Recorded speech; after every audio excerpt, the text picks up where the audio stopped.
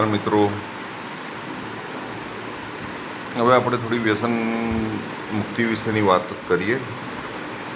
તો મિત્રો, હવે અમદાવાદ, ગાંધીનગર, બરોડા, સુરત, આખા ગુજરાતના બધા જ સિટીમાં અને ગામડાઓમાં ગુજરાતમાં મુખ્યત્વે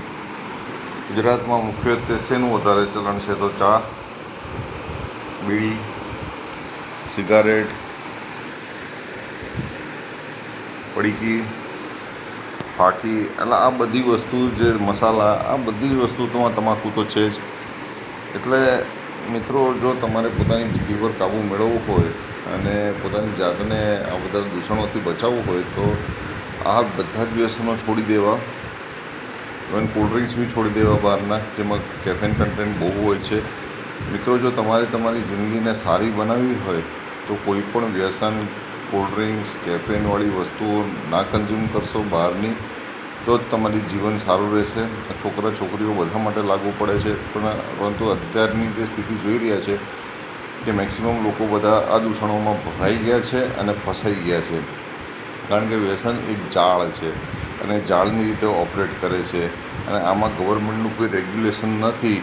અને ગવર્મેન્ટ તો શું છે કે એક બિઝનેસ એલાઉઇંગ એન્ટિટી બની ગઈ છે કે જે કોઈપણ પ્રકારનો બિઝનેસ વિથ રજિસ્ટ્રેશન એલાઉ કરે છે, અને એના જે બી લાઇસન્સિંગ છે એમાં કોઈપણ પ્રકારનું જે સ્ક્રીનિંગ થતું હશે એમાં ઘણું બધું એલાઉડ સ્ક્રીનિંગ છે.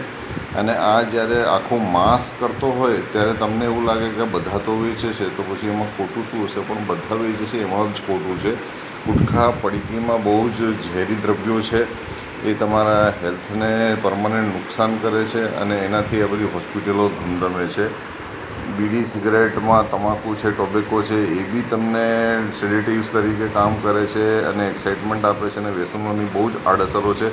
સામાજિક રીતે મનુષ્યનો જે ચીડચીડિયો સ્વભાવ થઈ જવો, એ અનિદ્રાનો ભોગ બનવો, અને જે કંઈ પ્રોબ્લેમ જે છે જે ભોગવી રહ્યા છે મનુષ્યો, એમાંથી મેજોરિટી જે છે એ વ્યસનના આધીન છે, વ્યસનોના કારણે છે.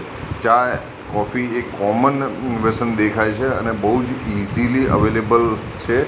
અને જે રગડા બનાવીને ગરમ કરીને જે તમને ચા પાય છે, એમાં અડધી ચા પીવી બી તમારી અનિદ્રાનું કારણ બની શકે છે. અને દિવસની અડધી ચા પણ તમારું આખું બેલેન્સ ઓફ માઇન્ડ બગાડી શકે છે. તમે આ બિલીવ નહીં કરો, પણ આ રિયાલિટી છે. એટલે લોકોને એવું લાગતું કે ભાઈ અડધી ચા, એક ચા, 5 ચા, 2-3 ચા, એમાં શું ફરક પડી જવાનો? પણ તમારું આખું રૂટીન, અને કારણ કે આમાં જે તત્વો જે છે, કેફેન ને જે બેઝિક તત્વો છે ચાના, એ તો છે જ, પરંતુ જે ઉપરથી મિલાવવામાં આવે છે જે એસેન્સ, એ તો આપણને ખબર જ નથી કે શું છે. અને એના કારણે જ એની આડઅસરો વર્તાઈ રહી છે લોકોના સ્વાસ્થ્યમાં, લોકોના માનસમાં.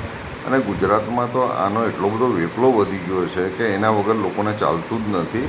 અને આ એક પ્રકારનું મતલબ શું છે કે બંધન થઈ ગયું, જે તમને તમારી પોતાની જાતને ઓળખવામાં પણ એ બાધકરૂપ છે. અને બીજું, આધ્યાત્મિક, પ્રોફેશનલ ઉન્નતિ, બધામાં બાધકરૂપ છે. માણસની આખી એફિશિયન્સી, જે હેલ્થ, ફિઝિકલ હેલ્થ, બધું જ ડાઉન કરી દે છે. પર્ટિક્યુલરલી ગુજરાતમાં એક પ્રકારની જે આ ચાણક્ય નીતિ ઘૂસી ગઈ છે કે પોતે વ્યસનના રવાડે ચડીને બીજાને રવાડે ચડાવવું, એ આ એક કોમન પ્રેક્ટિસ થઈ ગઈ છે. એટલે મિત્રો, મહેરબાની કરીને કોઈ પણ વ્યસનના રવાડે ના ચડો.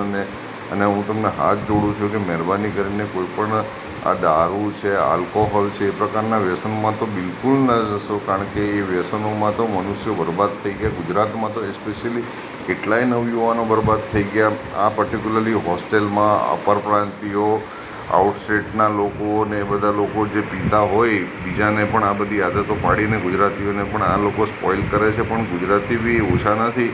એટલે મિત્રો, તમે આ બધું જે માનસિકતા છોડ દો અને પોતાની જાતને આ બધી જ વસ્તુથી બચાવો.